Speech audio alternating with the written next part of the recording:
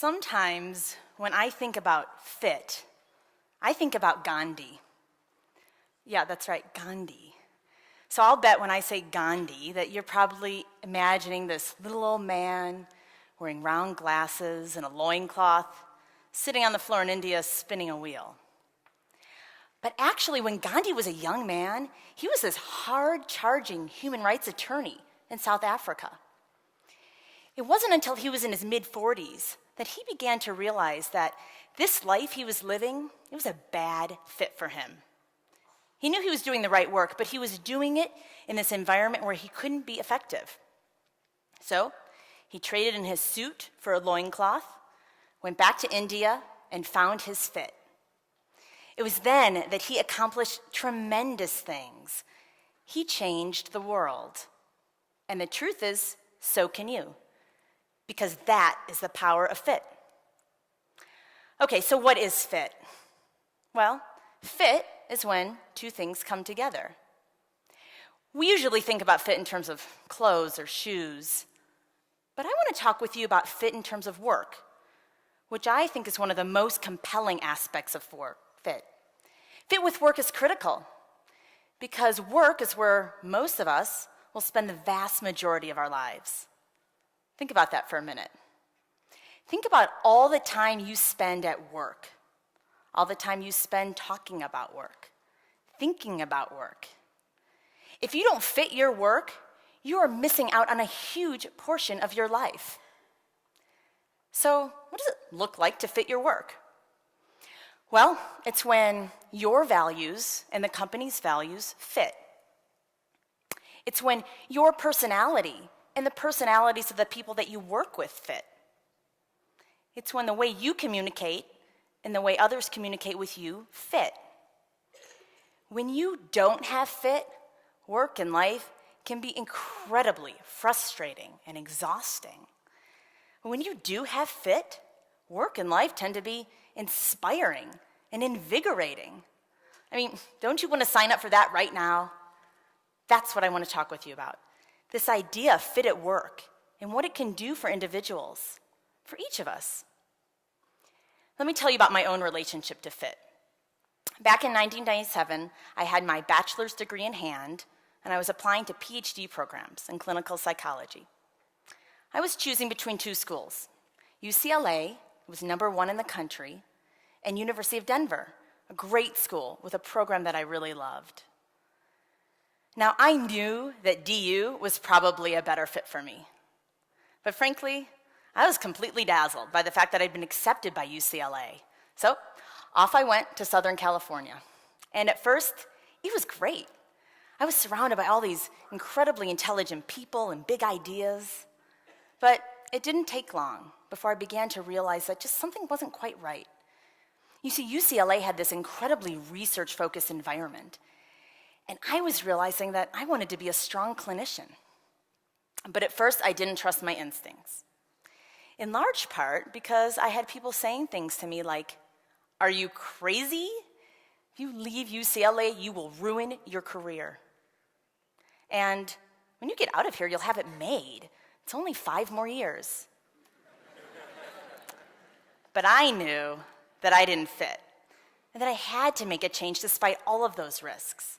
So I packed up my car and drove across Death Valley to the Rocky Mountains, where I spent the next 5 years at DU.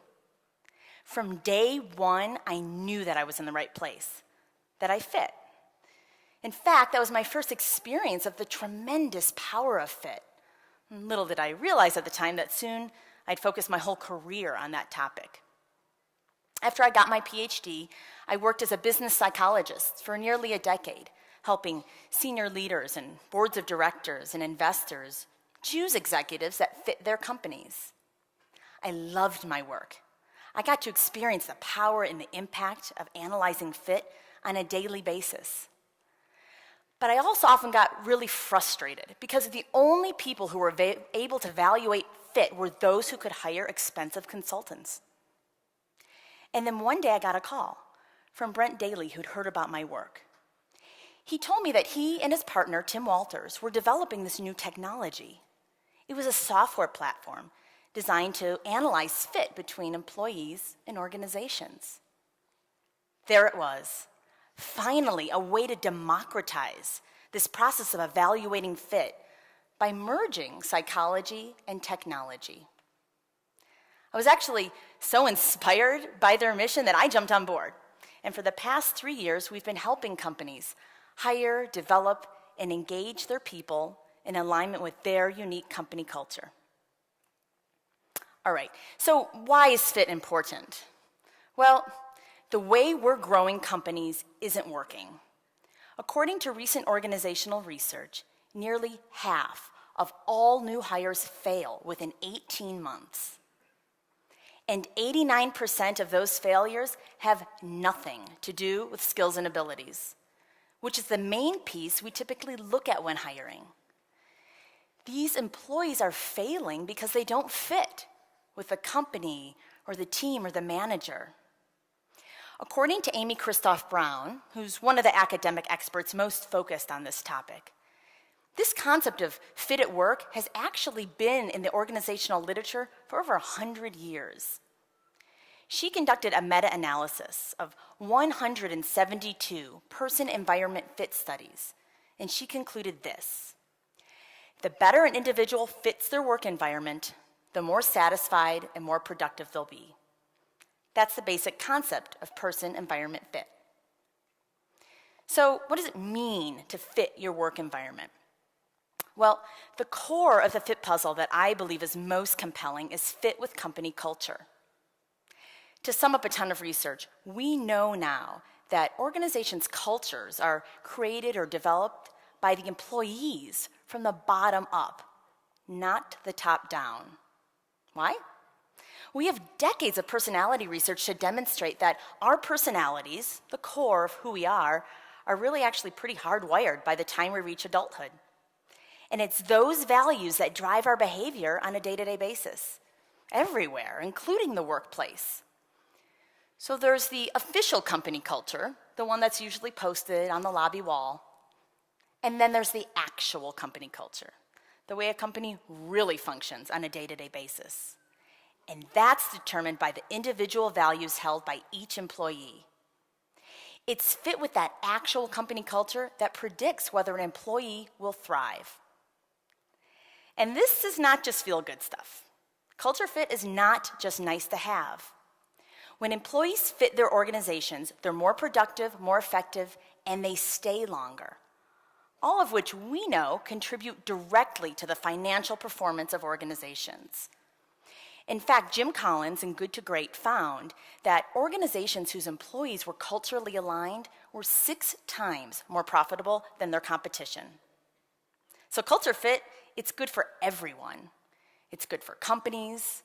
It's definitely good for the bottom line. It's good for each of us. So now I want you to think about your own life. Think about all the places in your life that you have fit. And now, think about all the places in your life where you don't have fit. And I want you to think about how you could change that.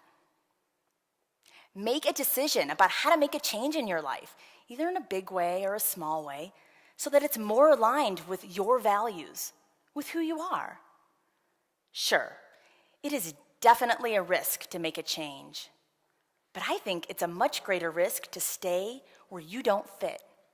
Because when you fit, you can accomplish tremendous things.